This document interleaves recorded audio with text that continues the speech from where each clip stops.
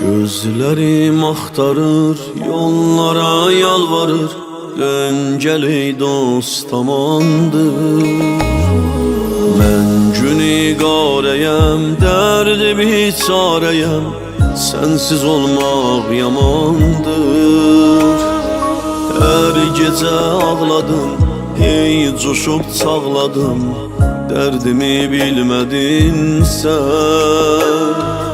Bir gəlib çıxmadın, mən tərəf baxmadın, gözlədim gəlmədin sən. Biqərarəm mən ey dost, həm sənə intizarəm. Sən gedəndən bəri göz gəzər hər yeri, hardasan biqərarəm. Biqərarəm mən ey dost, sənsiz biqərarəm mən ey dost, sənsiz həm sənə intizarəm. Sən gedəndən bəri göz gəzər hər yeri, hardasan biqərarəm.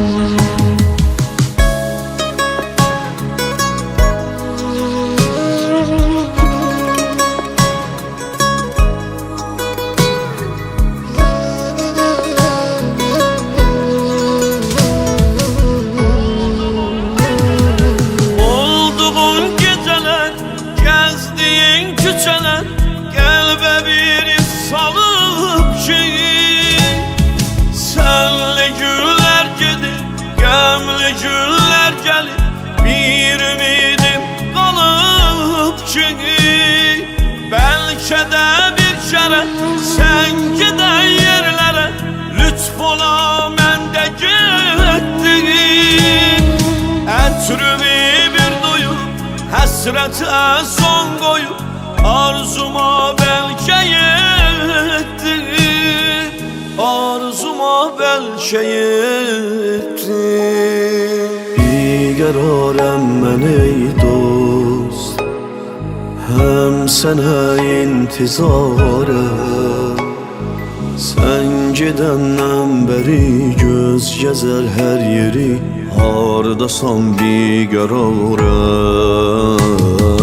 Biqərarəm mən ey dost, sənsiz biqərarəm mən ey dost, sənsiz həm sənə intizarəm.